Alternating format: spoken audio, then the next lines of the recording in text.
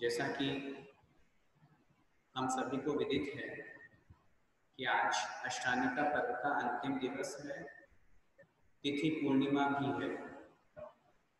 जिस प्रकार हम दशलक्षण पर्व के अवसर पर अथवा और भी व्रत उपवास आदि के विशेष अवसर पर प्रतिक्रमण किया करते हैं, या यूं कहें जब कोई व्रती, चाहे वो 2 प्रतिमाधारी ही क्यों न हो, उनके लिए प्रतिमाधारी व्रती हैं अथवा मुनि महाराज है, आरिका माता जी हैं, उन सबके लिए प्रतिक्रमण का विधान शास्त्रों में दिया गया।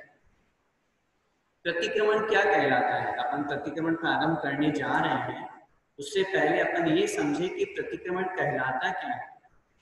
प्रतिक्रमण का मतलब होता है अपने व्रत में अथवा नियम संयम में जो कोई भी दोष लगे हैं, उन दोषों की निंदा करना, उन दोषों की आलोचना करना प्रतिक्रमण कहलाता है। क्या मतलब हुआ? बहुत बार जब अपन प्रतिक्रमण करते हैं तो उसमें एक पंक्ति आती है, तस्मिच्छामि दुक्कडम। ये प्राकृत लैंग्वेज है। तस्मिच्छामि दुक्कडम, तस्य मतलब उस व्रत में जो दोष लगे, उन दोषों के, मिच्छा मतलब मिथ्या, मतलब मैं मतलब मेरे, दुक्कडम मतलब दुष्कृतम, दुष्कृत दोष, मेरे द्वारा जो भी दुष्कृत हुआ, जो भी दोष हुआ, जो भी पाप लगा, हे भगवान वो दोष मिथ्या हो, वो दोष मेरा समाप्त हो। इसका मतलब तो ये हुआ, पहले पाप बहुत सारा कर लो और फिर बाद में आकर के भगवान से माफी मांगो। इसका मतलब तो ये हुआ कि पहले तो खूब सारा पाप कर लो, फिर भगवान मेरा ये पाप माफ हो जाए, इससे काम चल जाएगा क्या? दोष दोनों तरह से लगते हैं, जाने में भी और अनजाने में भी। कभी कभी जानबूझ के भी दोष लग जाते हैं, आलस्यवश, शिथिलाचारवश, प्रमादवश। अब जैसे एग्जाम्पल अपन समझें, अपन को व्रती है, व्रती के लिए लिखा है, जैसे किसी को उपवास है, रोष्टोपवास व्रत के अतिचार में आचार्यों ने लिखा, उसको चटाई उठानी है तो वो सावधानी से उठाए, सावधानी से बिछाए। अब 3 दिन का उपवास वाला व्यक्ति, अब उसको उठाने रखने में अगर वो ऐसा करेगा तो बहुत दुख होगा, तो अपन लोग प्रमादवश क्या कर लेते हैं, घसीट के ले आते, खिसका लेते हैं, उसको पैर से फेंक देते हैं या उठा लेते हैं, ध्यान नहीं देते कि वहां पर जीव है कि नहीं है। ऐसी दृष्टि में दोष लग जाता है, जीव हिंसा हो गई, तो जाने में भी दोष लग जाता है, अनजाने में तो बहुत दोष लगते ही रहते हैं। तो इसलिए आलोचना, प्रतिक्रमण जानबूझ के किए गए दोष अथवा अनजाने में जो दोष लगे हैं, उन दोषों की निंदा करने के लिए किया जाता है। हमें इस बात को अच्छी तरह से समझना है, जानबूझ करके अगर एक बार 2 बार दोष हो गया तब तक तो माफ है, लेकिन हर बार जानबूझ के करते रहेंगे तो फिर व्रत ही भंग हो जाएगा। 4 प्रकार के दोष आचार्यों ने शास्त्रों में लिखे, अतिक्रम, व्यतिक्रम, अतिचार और अनाचार। उसमें उन्होंने लिखा, चित्त शुद्धि की विधि की क्षति को अतिक्रमण कहते हैं। आपने किसी वस्तु का त्याग किया और मन में आ गया उस वस्तु को ग्रहण करने का भाव, ग्रहण नहीं किया, सिर्फ मन में आया, अरे यार क्यों नियम ले लिया मैंने, थोड़ा सा खा लेता, मन में आया सिर्फ, आपके व्रत में 25% दोष लगे।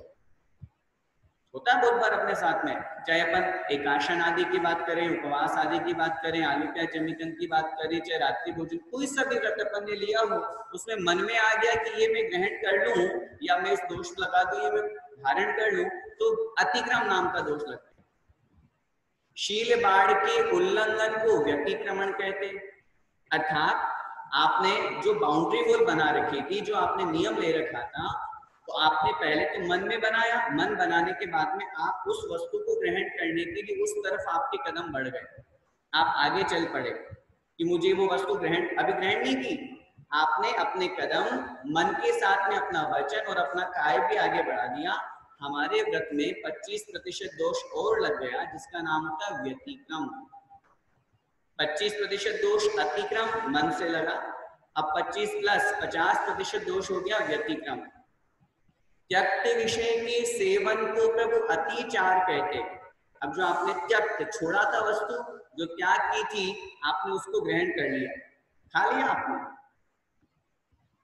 आपके मन में था मुझे रात में पानी भी नहीं पीना, बड़ी आकुलता हो रही थी, बहुत गर्मी सता रही थी, क्या करूं, बेचैनी हो रही थी, आपने जाकर के 1 गिलास पानी पी लिया, आपके व्रत में दोष लग गया, उस दोष का नाम है अतिचार। 25% और दोष लग गया। अब कुल मिलाकर के अब हमारे व्रत में 75% दोष लग चुका। आचार्य ने लिखा यहां तक भी हमारे व्रत में अतिचार दोष लगा, आलोचना प्रतिक्रमण प्रायश्चित के माध्यम से उस व्रत की शुद्धि हो सकती है। आपने जानबूझ करके 1 गिलास पानी पी लिया, परिस्थिति थी, कोई बात नहीं, लेकिन अगर आपने एक बार पानी पिया है, जाकर के आप गुरु के पास में जाए या जिनसे नियम लिया है उनसे जाकर के क्षमा याचना करें। पीने के बाद में इच्छा और नहीं हो रही, प्यास तो मिट गई लेकिन मन में ग्लानि भी हो रही, अरे यार क्यों पी लिया, 1 गिलास के खातिर मैंने व्रत तोड़ दिया, लेकिन अब तो पी लिया। लेकिन इसलिए भी क्योंकि मन में ग्लानि हो रही है, इसलिए उस व्रत में आपके दोष लगा। 75% दोष लगने के बावजूद भी प्रायश्चित के माध्यम से उस व्रत की शुद्धि हो सकती है। अब फिर उसके बाद में चौथा है विषयासक्त पने को जग में अनाचार कहते हैं। विषयासक्त मतलब अब पानी पी लिया, कितनी बार अपनी सिचुएशन होती है, अरे यार अब 1 गिलास पी लिया तो पूरे पी लो। आलू का समोसा गलती से खा लिया अरे 1 बाइट खा लिया तो पूरा ही खा लो, क्या फर्क पड़ता, नियम तो टूट ही गया। अपन लोगों के मन में ये ऐसी बातें बहुत आती है और बहुत करते हैं अपन लोग, ये कहलाता है अनाचार। हमारे व्रत में 100% दोष लग गया, व्रत खत्म, व्रत भंग। अब अगर व्रत लेना है तो दोबारा नया लेना पड़ेगा, पहले वाला व्रत तो खत्म हो गया हमारा। इस प्रकार ये 4 प्रकार के दोष हैं। अपन लोग यहाँ पर बैठे हुए हैं, मैंने अभी आपसे निवेदन किया, जैसे 10 लक्षण पर्व में अपन लोग प्रतिदिन लगभग प्राय करके प्रतिक्रमण करते हैं क्योंकि व्रत आदि का पालन करते हैं। ऐसे अष्टानिका पर्व में अपने यहाँ परंपरा नहीं है, लेकिन उसको चलाना चाहिए। जैसे कि शाश्वत पर्व के रूप में अपन अष्टानिका पर्व मनाते हैं, बहुत से माताएं बहने, बहुत से लोग व्रत करते हैं, उपवास करते हैं, विधान आदि करते हैं, संयम से रहते हैं। ऐसी स्थिति में मन वचन काय से दोष लगना स्वाभाविक सी बात है। उन स्वाभाविक से लगे हुए दोषों की निंदा के लिए प्रतिक्रमण करना अनिवार्य कहा गया है। श्रावक के लिए व्रती होता है तो प्रतिदिन प्रतिक्रमण अनिवार्य है। अगर हम प्रतिदिन प्रतिक्रमण नहीं करते हैं तो भी आलोचना पाठ पढ़ के भी हम अपने व्रतों की शुद्धि कर सकते हैं। अपन आलोचना पाठ में जो अपने घर गृहस्थी के जितने भी दोष लगते हैं, जितने भी पाप लगते हैं, उन सब दोषों की निंदा करते हैं। भगवान झाड़ू पोछा लगाया उसमें दोष लग गया, मैंने कपड़े धोए उसमें दोष लग गया, मैंने भोजन बनाया, अग्नि जलाया, सब पूरे गृहस्थी का उसमें व्यापार सारा आ गया उसमें। तो अगर अपन प्रतिदिन आलोचना पाठ भी बोलते हैं भगवान के समक्ष, तो भी अपने प्रतिदिन लगने वाले दोषों की आलोचना प्रतिक्रमण करने से। अच्छा, ये बात बहुत महत्वपूर्ण रूप से समझिएगा, सिर्फ कहने से कुछ नहीं होगा, अंदर से भी भाव होना चाहिए। जैन धर्म भाव प्रधान है। यहाँ बात भगवान के सामने आकर के भगवान माफ कर दो, मुझसे बहुत बड़ी गलती हो गई, इतने सारे पाप हो गए, और अंदर से तो कोई फीलिंग ही नहीं है। अंदर से जब तक फीलिंग्स नहीं होंगी तब तक कोई दोषों के प्रायश्चित नहीं होगा, तब तक कोई प्रतिक्रमण नहीं होगा। राजा श्रेणिक के उस उदाहरण को याद कीजिए। राजा श्रेणिक ने जब अपनी रानी चेलना पत्नी के कहने पर जब वो वापस गए, पूरी कहानी नहीं सुना रहा, सबको ध्यान है, जब वो वापस गए जाकर के देखा, अरे ये तो यशोधर मुनि महाराज जो के क्यों खड़े हैं। पहले तो बहुत गालियां निकाल रहे थे, जैन धर्म के प्रति बड़ा उनको विद्वेष था, भाव खराब थे उनके, लेकिन जैसे मुनि को देखा तुरंत उसी समय उनके अंदर आत्मग्लानि रूप परिणाम हुआ। तुरंत अपने अंदर इतना खुद ग्लानि भाव से भर गए कि ये मैंने कितना बड़ा पाप कर दिया। आचार्यों ने शास्त्र में वहां पर लिखा, जिस समय उन्होंने यशोधर मुनि महाराज के गले में सांप डाला था, द्वेष भाव के कारण से उस समय उन्होंने 7वें नरक के 33 सागर की आयु का बंध किया। 7वें नरक के 33 सागर की आयु का बंद किया था। लेकिन जैसे ही यशोधर मुनि महाराज के गले में से उस सांप को निकाला, उत्सर्ग दूर किया, परिणाम अच्छे बने, तुरंत उसी समय आयु घट करके 84,000 वर्ष पहले तक। मन के परिणामों का इतना बड़ा प्रभाव पड़ता है। तो इसलिए अपन सभी लोग बहुत अच्छे भावों से 8 दिन अपन ने व्रत उपवास किए, विधान किया, जो भी अपन ने किया। यहाँ पे चूंकि ऑनलाइन भी अपना चल रहा है, तो जिन जिन ने जहां जहां पर जैसे रह करके अपने घरों में रह करके जो भी व्रत नियम संयम का पालन किया है, उसमें जो भी दोष लगे हैं, उन सभी दोषों की निंदा करते हुए अपन अपना प्रतिक्रमण प्रारंभ करते हैं। हम यहाँ से बोलेंगे, आपको उसको रिपीट करना। हे जिनेन्द्र देव, नमोस्तु नमोस्तु नमोस्तु। हे भगवान, अष्टांगिका पर्व के शुभ अवसर पर आज पूर्णिमा तिथि के दिन अष्टांगिका पर्व के समापन के अवसर पर इस पर्व के अंतर्गत व्रत नियम संयम का पालन करने में, पूजन पाठ आदि करने में, द्रव्य पूजा, भाव पूजा आदि करने में जो भी दोष लगे हों, उन दोषों की निंदा करते हुए मैं प्रतिक्रमण करता हूँ। हे भगवान, हे जिनेन्द्र देव, हे देवादिदेव, हे वीतरागी, हे सर्वज्ञ, हे हितोपदेशी, मैं पापों के प्रक्षालन के लिए, पापों से मुक्त होने के लिए प्रतिक्रमण करता हूँ। हे भगवान, मैं पापी हूँ, दुरात्मा हूँ, जड़ बुद्धि हूँ, मायावी हूँ, लोभी हूँ और राग द्वेष से मलिन चित्त वाले मैंने जो भी दुष्कर्म किए हैं उसे हे तीन लोक के अधिपति, हे जिनेन्द्र देव, मैं निरंतर समीचीन मार्ग पर चलने की इच्छा रखने वाला आज आपके पादमूल में बैठकर निंदा पूर्वक उसका त्याग करता हूँ। हाय, मैंने शरीर से दुष्ट कार्य किया है। हाय, मैंने मन से दुष्ट विचार किया है। हाय, मैंने वचन से दुष्ट वचन बोले हैं। उसके लिए मैं पश्चाताप करता हुआ भीतर ही भीतर जल रहा हूँ। हे भगवान, निंदा और गर्हा से युक्त होकर द्रव्य क्षेत्र, काल भाव की मर्यादा को लेकर अपराधों की शुद्धि के लिए मैं मन वचन काय से प्रतिक्रमण करता हूँ। समस्त संसारी जीवों की सभी योनियां 84 लाख हैं।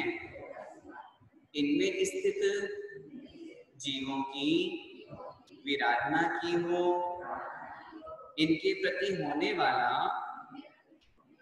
राग द्वेष किया हो, उससे जो भी पाप लगे हों, तस्मिच्छामि दुक्कडम्।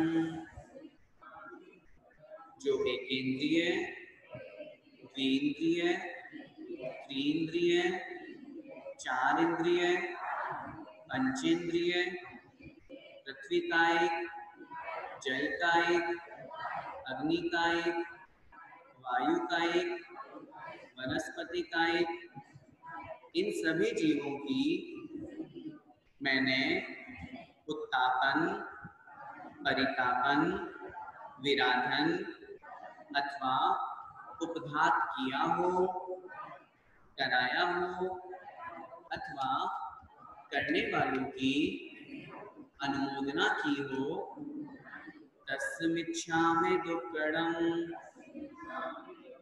हे भगवान, सूक्ष्म, बादर पर्याप्तक, निवृत्ति पर्याप्तक और लब्ध पर्याप्तक जीवों की मैंने हिंसा की हो, विराधना की हो, तत्संबंधी जो भी दोष लगे हों, तस्मिच्छामि दुक्कडम्।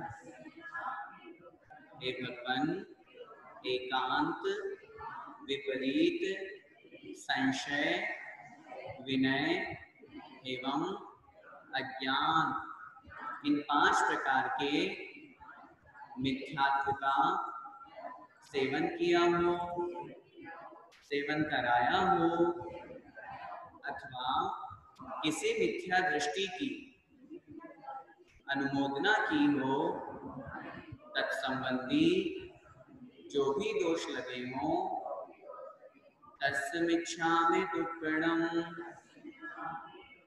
हे भगवान, जिन दर्शन, जल गालन, रात्रि भोजन त्याग, 5 उदुम्बर फल त्याग, मद्य त्याग, मांस त्याग, मधु त्याग और जीव दया पालन, श्रावक के इन अष्टमूल गुणों के पालन करने में जो भी दोष लगे हों, तस्मिच्छामि दुक्कडम्।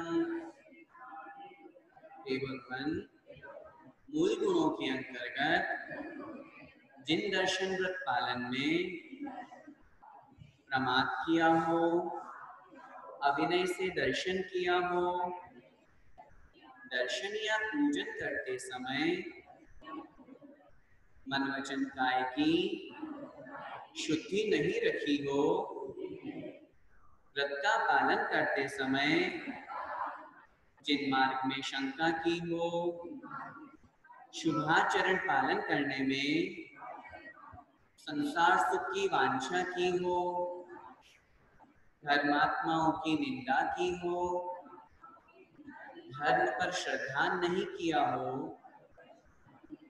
किसी के मलिन शरीर को देखकर ग्लानि की हो, मिथ्या मार्ग और उस पर चलने वालों की मन से प्रशंसा की हो, वचन से स्तुति की हो और शरीर से नमस्कार आदि क्रिया की हो, तत्संबंधी जो भी दोष लगे हों, तस्मिच्छामि दुक्कडम्।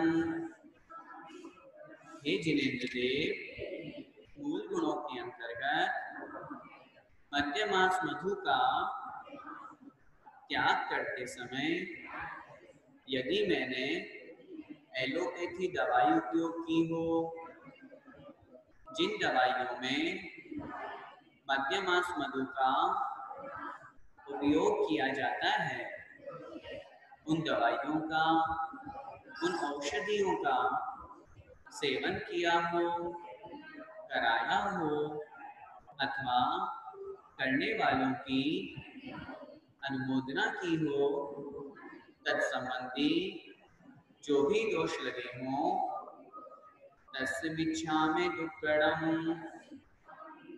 हे जिनेन्द्र देव, मूल गुणों के अंतर्गत जीव दया व्रत पालन में प्रमाद किया हो, अज्ञान रखा हो, उपेक्षा की हो, बिना प्रयोजन ही जीवों को मारा हो, सताया हो, उनके अंगोपांग छेदन कर दिए हों, कराए हों अथवा अनुमोदना की हो, तत्संबंधी जो भी दोष लगे, तस्मिच्छामि दुक्कडम्।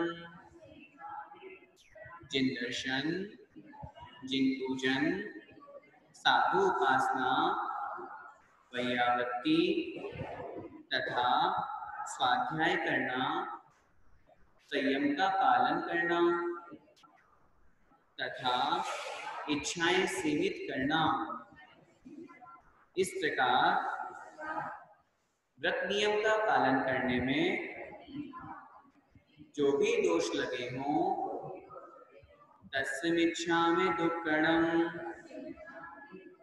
इष्ट वियोग, अनिष्ट संयोग, पीड़ा चिंतन और निदान, ये 4 प्रकार के आर्त ध्यान, हिंसानंदी, नशानंदी, चौर्यानंदी, परिग्रहानंदी, ये 4 प्रकार के रौद्र ध्यान करने में जो भी दोष लगे हों, तस्मिच्छामि दुक्कडम्।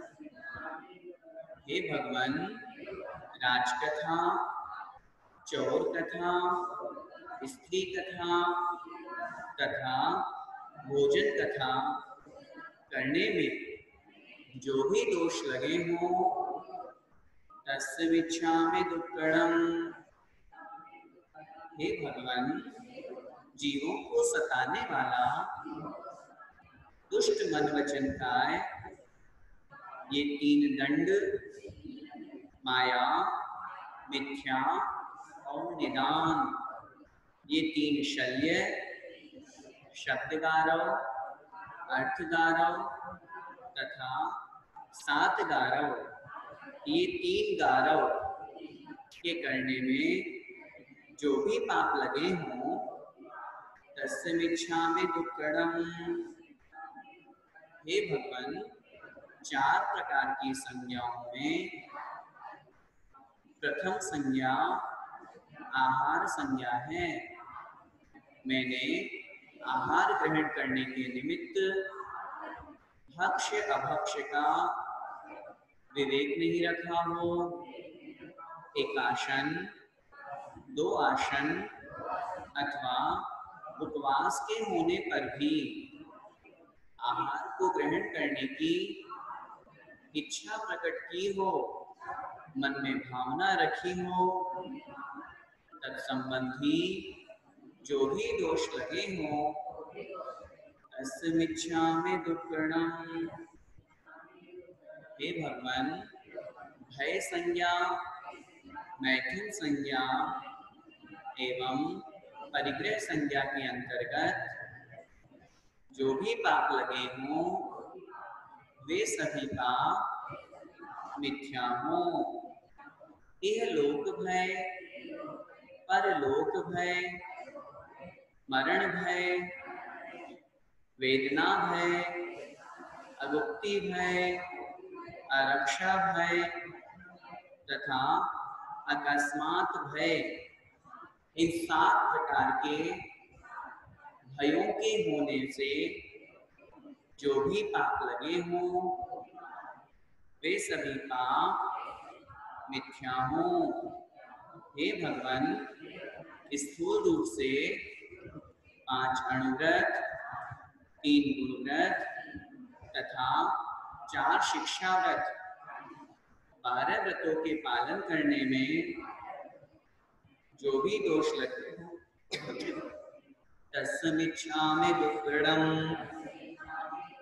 हे भगवान, 5 इंद्रियों तथा मन को वश में न रखने से जो भी पाप लगे हों, तस्मिच्छामि दुक्कडम्। हे भगवान, मोह के वशीभूत होकर अनेक प्रकार के उत्तम उत्तम वस्त्र पहने हों, स्त्रियों को अथवा पुरुषों को आकर्षित करने वाला शरीर का श्रृंगार किया हो, राग के उद्रेक से युक्त होकर हंसी ठिठोली की हो तथा परस्पर प्रेम से रहने वालों के बीच में द्वेष उत्पन्न किया हो, कराया हो अथवा करने वालों की अनुमोदना की हो, तज्जन्य जो भी दोष लगे हों, तस्मिच्छामि दुक्कडम्। हे भगवान, तप का पालन करने में, एकासन का पालन करने में अथवा उपवास करने में, स्वाध्याय करने में प्रमाद होने से जो भी दोष लगे हों, स्वाध्याय में मन नहीं लगाया हो, पूजन विधान में मन नहीं लगाया हो अधिक अर्घ होने के कारण प्रमाद आया हो, हे भगवान तत्संबंधी जो भी दोष लगे हों तस्य मिच्छामि दुक्कडम, हे भगवान अपने आवश्यकों के अंतर्गत प्रतिदिन के पाठ करने में, भक्तामृता पाठ, दर्शन पाठ अथवा अन्य कोई भी पाठ करने में, माला फेरने में, परिक्रमा लगाने में प्रमादवश जो भी दोष लगे हों, पढ़ने पढ़ाने में, अशुद्ध अक्षर बोलने में, जल्दी जल्दी बोलने में जो भी दोष लगे हों तस्य मिच्छामि दुक्कडम। मुनि, आर्यिका, श्रावक और श्राविका की किसी भी प्रकार से निंदा की हो, कराई हो, सुनी हो, सुनाई हो, इसमें जो भी दोष लगे हों तस्य मिच्छामि दुक्कडम। हे भगवान साधुओं से अथवा साधर्मियों से कटु वचन बोला हो, निंद्य वचन बोला हो, तेज आवाज में बात की हो, क्रोधावेश में आकर गाली गलौज किया हो अथवा अपने से बड़ों को, श्रेष्ठ पूज्यों को आहार आदि दान देने में प्रमादवश जो भी दोष लगे हों वे सभी दोष मिथ्यामि दुक्कडम। हे भगवान पाश्चात्य वेशभूषा का उपयोग कर, टीवी आदि को देखकर तथा उपन्यास आदि को पढ़कर, हे भगवान यदि मैंने अपने मन में विकार भाव जागृत किया हो अथवा वचन के माध्यम से दुष्ट वचन बोले हों, शरीर की गलत प्रवृत्ति की हो, तत्संबंधी जो भी दोष लगे हों तस्य मिच्छामि दुक्कडम। हे भगवान उच्च कुलों को गर्हित कुल बनाने में, निंदनीय कुल बनाने में कृतकारित अनुमोदना से सहयोग देने में जो भी पाप लगे हों तस्य मिच्छामि दुक्कडम।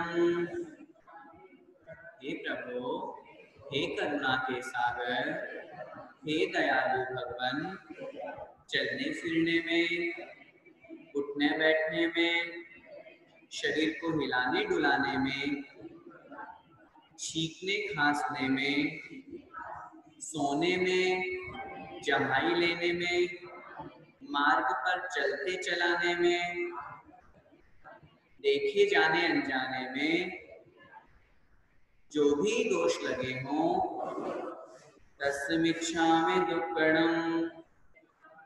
हे भगवान मैंने किसी जीव को दबा दिया हो, कुचल दिया हो, घुमा दिया हो, भयभीत कर दिया हो, त्रास दिया हो, वेदना पहुंचाई हो, छेदन भेदन कर दिया हो अथवा किसी भी प्रकार से किसी भी जीव को कष्ट पहुंचाया हो, हे भगवान मैं आपके समक्ष उन सभी जीवों से क्षमा याचना करता हुआ मन वचन काय से अपने दोषों की, अपने पापों की निंदा करता हूँ। हे भगवान वे सभी पाप मिथ्या हो। हे भगवान इनके अलावा जाने अनजाने में और भी जो भी दोष लगे हों वे सभी दोष मिथ्या हों। हाय हाय, मैंने दुष्ट कर्म किया है, मैंने दुष्ट वचन बोला है, मैंने दुष्ट मन से विचार किया है। इस प्रकार दुष्टता पूर्वक मन वचन काय की गलत प्रवृत्ति होने से हे भगवान जो भी दोष लगे हों वे सभी दोष मिथ्या हों। हे भगवान उन सभी पापों का अब मुझे पश्चाताप हो रहा है। हे प्रभु अष्टानिका पर्व के अवसर पर मैंने जो भी व्रत नियम लिया है उन नियमों का पालन करने में रात्रि भोजन त्याग, रात्रि में 4 प्रकार के आहार का त्याग, एकाशन, 2 समय भोजन अथवा उपवास आदि के निमित्त संयम का पालन करने में, ब्रह्मचर्य व्रत का पालन करने में अथवा इस पर्व के अवसर पर जो भी व्रत नियम मैंने धारण किए थे उन व्रतों के निमित्त जो भी दोष लगे हों हे भगवान मैं आपके समक्ष शुद्ध मन से शुद्ध वचन से विनय पूर्वक हाथ जोड़कर आपके श्री चरणों में नमस्कार करता हुआ उन सभी दोषों की निंदा करता हूँ। वे सभी दोष मिथ्या हों, वे सभी दोष मिथ्या हों, वे सभी दोष मिथ्या हों। हे भगवान मेरी यही प्रार्थना है। इसी प्रकार मैं व्रत नियम संयम का पालन करता हुआ आपकी पूजा आराधना करता हुआ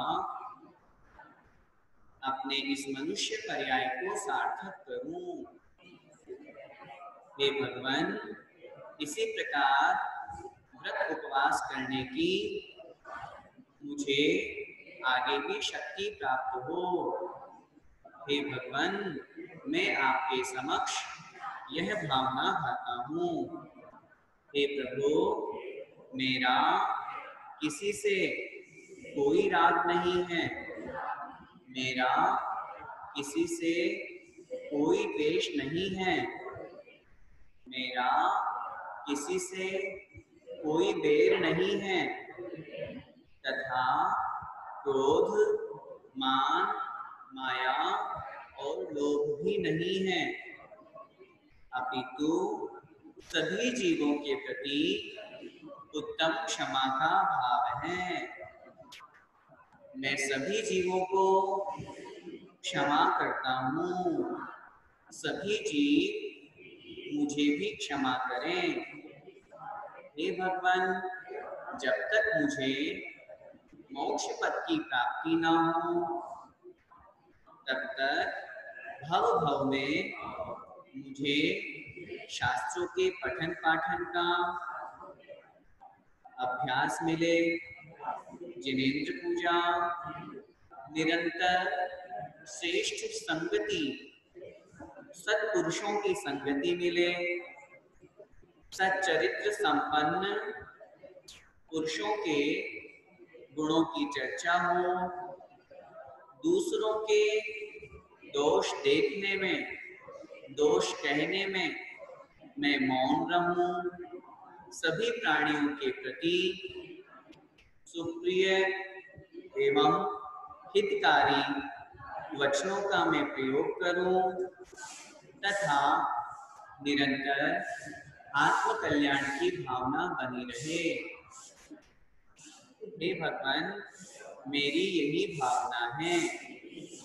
हे जिनेंद्र देव जब तक मुझे मोक्ष मोक्ष पद की प्राप्ति ना हो तब तक आपके चरण मेरे हृदय में और मेरा हृदय आपके चरणों में हमेशा लीन रहे।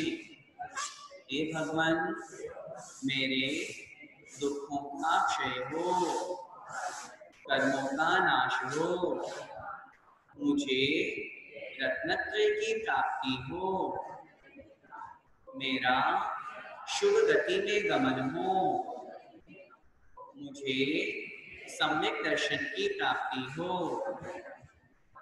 हे भगवान, मेरा समाधि मरण हो और जिनेंद्र देव के गुणों की संपत्ति मुझे प्राप्त हो।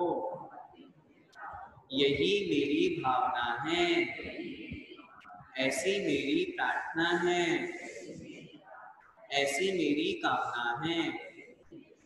हे भगवान, अपने सभी दोषों की निंदा करता हुआ, सभी पापों की आलोचना करता हुआ मैं आपके चरणों में बारंबार यही भावना भरता हूँ कि हे भगवान, मेरे द्वारा मन वचन काय कृतकारित अनुमोदना से हिंसा, झूठ, चोरी, कुशील, परिग्रह, इन पांचों पापों के निमित्त क्रोध, मान, माया, लोभ, इन चार कषायों के निमित्त स्पर्शन, रसना, घ्राण, चक्षु, कर्ण, इन पंचेंद्रिय के विषयों के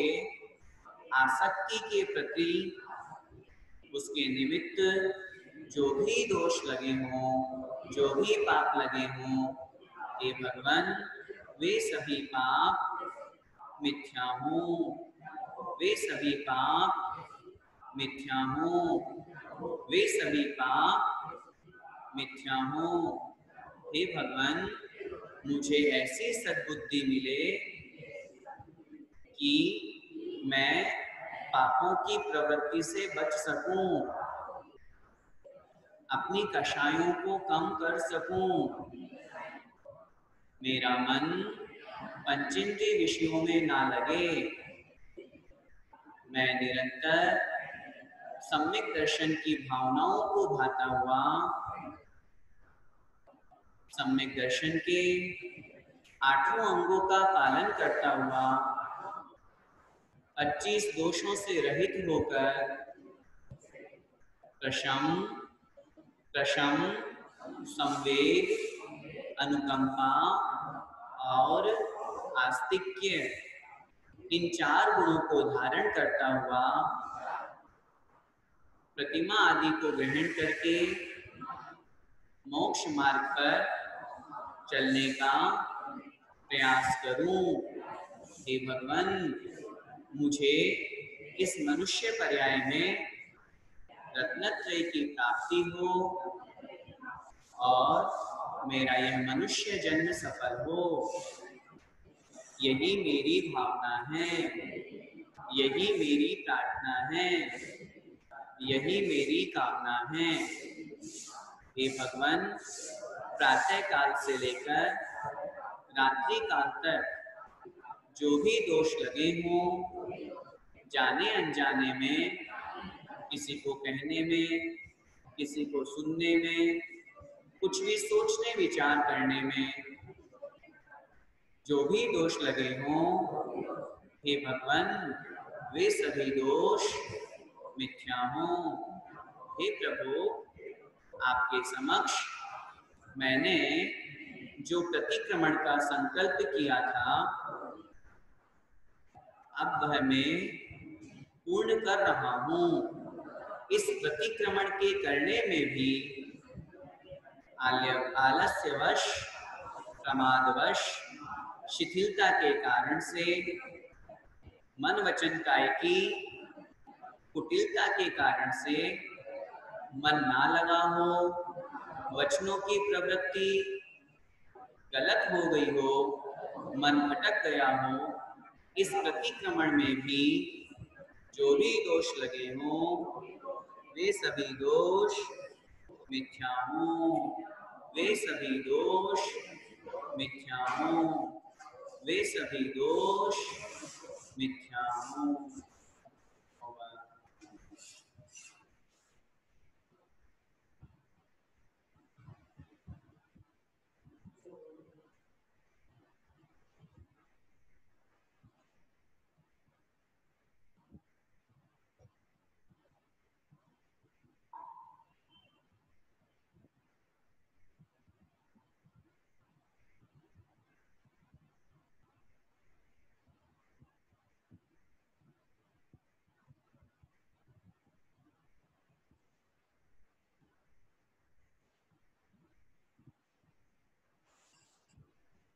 बोले पंच परमेष्ठी भगवान की जय हो। सभी लोग आसन से बैठ जाएं, आचार्य वंदना करेंगे।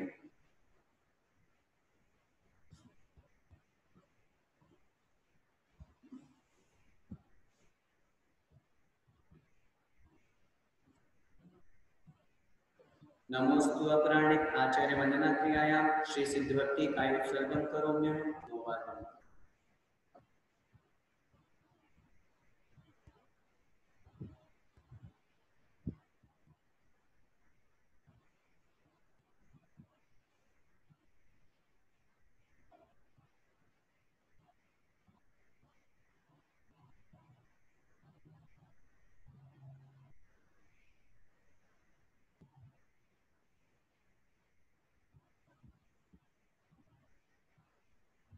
सम्मतणानि दंसण वीर्ये सुमंत है व्यावे गणम अगुरु लघु मम पावाहम अठ गुणा होंति सिद्धाणम तव सिद्धे सिद्धे संयम सिद्धे चरित सिद्धि नाणम में दंसणम में सिद्धे शीर्षाणमं सामे इच्छामि मंते सिद्धवत्ति काउसको तस्सालोचिं सम्मणान सम्मदंसण सम्मचरित चित्ताणम अठवीकम वित्तमुक्ताणम अठगुण संपन्नाणम बुद्धलोलमध्यमी पेठियाणम तव सिद्धाणम ने सिद्धाणम संयम सिद्धाणम चरित सिद्धाणम अतिदानागत वर्तमान कालत्य सिद्धाणम सर्व सिद्धाणम से अनिच्च कालम अच्छेमि पूज्येमि वंदामि नमस्सामि दुःखखो कमखो कोइलाओ सुवेगमणम समायमणम जिनगुण संपत्ति हो मज्जम नमोस्तु अपराणिक आचार्य वंदना क्रियायाम श्री श्रुत भक्ति कायोत्सर्गम कुर्मो वयम्।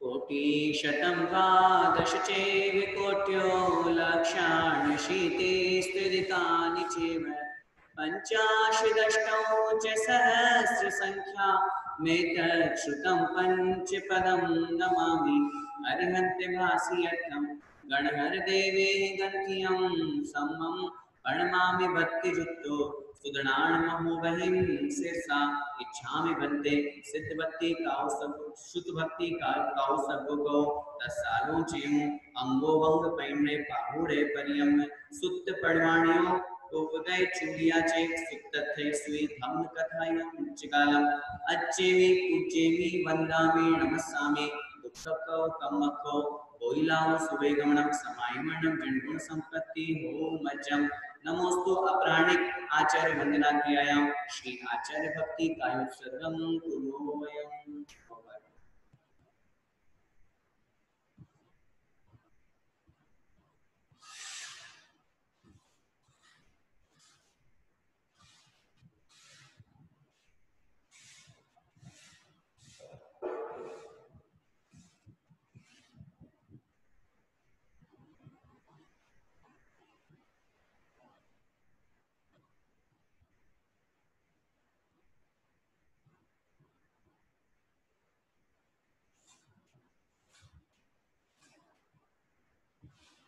श्रुति जलधि पारगेभ्यः स्वपरिमत विभावना पटुमतेभ्यः सुचरित तपोनिधिभ्यो नमो गुरुभ्यो गुण गुरुभ्यः 36 गुण समग्रे पंच विहाचार करण संदन से शिष्यानुग्रह कुशले धम्मायिरे सदा वंदे गुरु भक्ति संजमेणय तरन्ति संसार सायरं घोरं छिन्नन्ति अट्ठकम्मं जम्मं मरणं पावन्ति ये नित्यं व्रतमन्त्रहोम निरताः ज्ञानाग्निहोत्राकुलाः षट्कर्मा विरतास्तपोधनघनाः साधुप्रिया साधवः शीलप्रावरणा गुणप्रहरणा चन्द्रार्कते ज्योतिका मोक्षद्वार कपाट पाटन भटा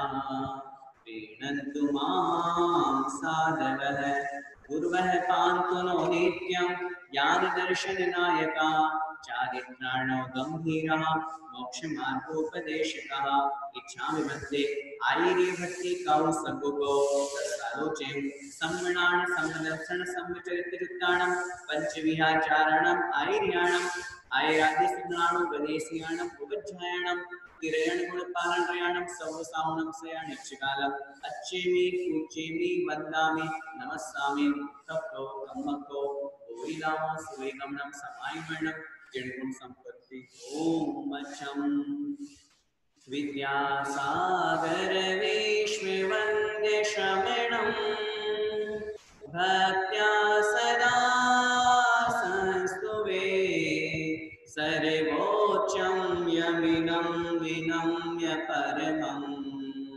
सर्वार्थसिद्धिप्रदं ज्ञानध्यानतपोभिरक्तमुनिपं विश्वस्य विश्वाश्रयं साकारं श्रमणं विशालहृदयं सत्यं शिवं सुन्दरं विद्यागुरुवन्दनं सुधागुरुवन्दनम्। बोले अनंत सिद्ध परमेश्वरी भगवान की, आदिम तीर्थंकर बड़े बाबा श्री आदिनाथ भगवान की, मूलनायक श्री विराट शांतिनाथ भगवान की, द्वादशांग जिनवाणी माता की, चारित्र चक्रवर्ती श्री शांति सागर जी महाराज की, संत शिरोमणि आचार्य भगवंत श्री विद्यासागर जी महाराज की, परम पूज्य गुरुदेव मुनिकुंडो श्री सभा सागर जी महाराज की, अढ़े दीपस्थ समस्त मुनिराजों की, अहिंसामय जैन धर्म की, अष्टानिका महापर्व की, श्री सिद्ध चक्र महामंडल विधान की। आज गुरु पूर्णिमा का भी शुभ अवसर है और जैसा कि हम सभी जानते हैं, जैन दर्शन में गुरु पूर्णिमा का बहुत बड़ा महत्व है। भगवान महावीर स्वामी जो अंतिम शासन नायक हुए, दिव्य ध्वनि के प्रसंग में जब गौतम गणधर जैसे ही समूह शरण में पहुंचते हैं, पूर्व में चूंकि उनका जीवन ब्राह्मण संप्रदाय से रिलेटेड था, वो वेद वेदांगों के बहुत बड़े ज्ञाता थे। उनके 500 शिष्य थे और उनके 2 भाई थे, उनके भी 500 शिष्य थे। जब वो भगवान के समूह शरण में पहुंचे, मान स्तंभ को उन्होंने देखा और मान स्तंभ को देखते ही साथ उनका मान गलित हुआ। जब हम ये बात करते हैं, भगवान महावीर स्वामी को केवल ज्ञान हो गया था, 65-66 दिन हो गए, लेकिन आज पूर्णिमा के दिन जब गौतम गणधर समोषण में पहुंचे तो गौतम को भगवान महावीर स्वामी गुरु के रूप में मिले। और कल जो हम युग परिवर्तन दिवस अथवा वीर शासन जयंती जो हम मनाते हैं, कल श्रावण वदी एकम को भगवान महावीर स्वामी की प्रथम देशना हम सभी भव्य जीवों को सुनने का सौभाग्य मिला। देशना होने में गणधर का निमित्त हुआ करता है, बिना गणधर के देशना नहीं होती, इसलिए गौतम स्वामी की उपस्थिति वहां जरूरी थी। और जैसे ही आज के दिन जैसे गौतम स्वामी को भगवान महावीर स्वामी गुरु के रूप में मिले, तब से पूरे जगत में गुरु पूर्णिमा पूर्णिमा के दिन मिले, इसलिए गुरु पूर्णिमा के नाम से यह पर्व, यह महोत्सव अपन सभी लोग मनाते हैं। हम सबको भी जीवन में एक गुरु अवश्य बनाना चाहिए। गुरु की परिभाषा शास्त्रों में जो लिखी है उसी अनुसार अपन को चलना चाहिए।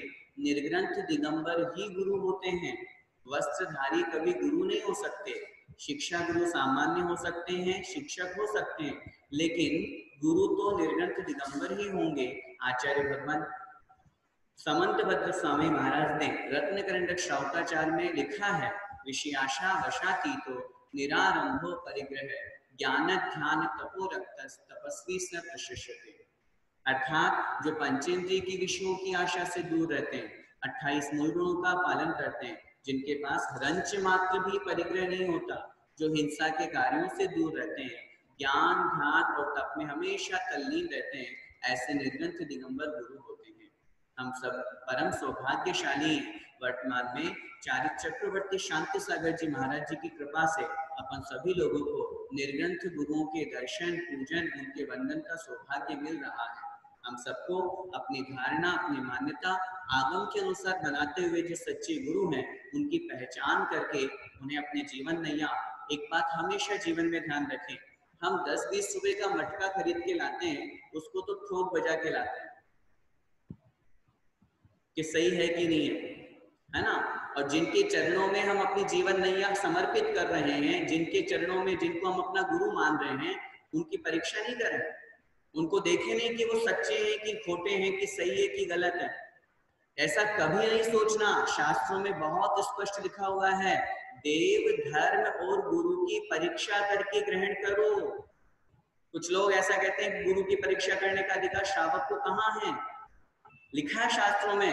राजा श्रेणिक का प्रसंग हम पढ़ते हैं, जब आप श्रावकाचार पढ़ोगे, इसके अलावा सम्यक दर्शन सम्यक ज्ञान के 8 अंग पढ़ोगे, उसमें स्पष्ट रूप से लिखा हुआ है, उपगुहन अंगों का वर्णन जहां उन्होंने किया वहां स्पष्ट रूप से लिखा हुआ है, देव धर्म और गुरु परख ही है शब्द का प्रयोग आया है। आप रत्नत्रय की पूजन करते हो, उस रत्नत्रय की पूजन की जयमाला में पढ़ना, ये लाइन आई थी वहां पे, देव धर्म गुरु परख ही है। परख ही मतलब परख करके ग्रहण करो उनको। ऐसे नहीं कि कोई भी आए और उसको पूज लिया, कोई भी आए और उसके आगे माथा टेक दिया। सच्चे गुरु की पहचान हमें होनी चाहिए। सच्चा गुरु क्या होता है? जो निर्ग्रंथ दिगंबर। मैं ये नहीं कहता कि उत्तर गुणों में कोई बहुत व्रत उपवास करे, कम से कम 28 मूल गुणों का तो पालन हो, जो आगम के अनुसार चर्या करने वाले हों, जिनके पास किंचित मात्र भी परिग्रह ना हो, जो हमेशा दूर प्रपंचों से दूर रहते हों, अपनी आत्म कल्याण साधना के लिए जो मुनि बने हैं, ऐसे गुरुओं को हमेशा अपने जीवन में अपन को गुरु बनाना चाहिए। और ऐसे गुरु अगर अपन ने बना लिया तो हमारा सम्यक दर्शन निश्चित रूप से दृढ़ रहेगा, मजबूत रहेगा और हमारा जीवन भी सार्थक होगा। आज के दिन हमें आचार्य भगवंत को मैं अपनी तरफ से, आप सभी लोगों की तरफ से, अपने अपने जीवन में जिन जिन को अपन ने गुरु बनाया है, जो जो हमारे जीवन में गुरु हैं, सबसे पहले तो भगवान तीर्थंकर देव जो हैं वो एक गुरु के रूप में हम सबको मिले, जिनके माध्यम से हम सबको बहुत कुछ वीतरागता सीखने को मिलती है, उनके माध्यम से हमको ज्ञान होता है। उनके पश्चात जिनवाणी माँ के रूप में, जिनवाणी माँ भी हमें रास्ता दिखाती है, मार्ग दिखाती है, गुरु भी हमें अंधकार से निकाल करके प्रकाश की ओर ले जाता है। तो ऐसे माँ जिनवाणी भी हमें गुरु के रूप में प्राप्त हुई, आचार्य भगवंत भी हमें गुरु के रूप में प्राप्त हुए। हम परम सौभाग्यशाली हैं। पूज्य आचार्य भगवंत, पूज्य गुरुदेव श्री सुधा सागर जी महाराज और भी अनेक आचार्य अथवा अन्य मुनि महाराज जो आगम के अनुसार चर्या करने वाले हैं, सच्चे साधु हैं, वे सभी हमको गुरु के रूप में प्राप्त हुए। उन सबको हम प्रत्यक्ष में तो अभी नहीं हैं, लेकिन जहाँ पर भी हैं उन सबको हम मन वचन काय कृत कार्य अनुमोदना से उनके श्री चरणों में बारंबार नमोस्तु करते हुए अपने भावों को और विनयांजलि को पहुंचाते हैं कि आप हमें मिले, जिससे हमारी आत्मा का कल्याण हुआ। निर्ग्रंथ दिगंबर गुरुओं के बाद में हमें शिक्षा देने वाले गुरुओं को भी स्मरण करना चाहिए, क्योंकि उनका भी क्रम उसी पंक्ति के अंतर्गत आता है, जिन्होंने हमें धर्म मार्ग पे लगाया। सबसे पहले हमें अपने जीवन में अपने माता पिता का स्मरण करना चाहिए, जिन्होंने हमें जीवन दान दिया, जिनकी कृपा से आज हम बने। और मैं अपनी तरफ से और आप सबकी तरफ से अपने अपने माता पिता का स्मरण करते हुए प्रत्यक्ष और परोक्ष रूप से जहाँ जहाँ हमारे माता पिता विराजमान हैं, उन सबके चरणों में बारंबार प्रणाम करते हुए उनके अपने भावों को उनके चरणों में पहुँचाते हैं माँ व्यक्ति की, बालक की प्रथम गुरु होती है, पिता उसका गुरु होता है। वो जैसा मार्ग दिखाता है बालक उस अनुसार आगे बढ़ता है। मैं अपने आप को परम सौभाग्यशाली समझता हूँ कि मुझे ऐसे माता पिता मिले, मुझे ऐसा परिवार मिला जिन्होंने मुझे धर्म मार्ग पर प्रेरित किया और धर्म मार्ग पर प्रेरित करके मुझे धर्म की शिक्षा प्रदान करने के लिए सांगानेर भेजा। और वहां पर रह करके मैं सौभाग्यशाली हूँ। आदरणीय बड़े पंडित जी बेनाडा जी जैसे मुझे धर्म गुरु मिले, आदरणीय डॉक्टर शीतल चंद जी जैसे गुरु मिले, और भी बहुत से अन्य प्रत्यक्ष और परोक्ष अनेक बहुत सारे गुरु मिले जिन्होंने मुझे धर्म सिखाया। लौकिक शिक्षा के साथ में अलौकिक और धर्म की शिक्षा भी मुझे प्रदान की। ऐसे ही हम सबके जीवन में कोई ना कोई गुरु होता है।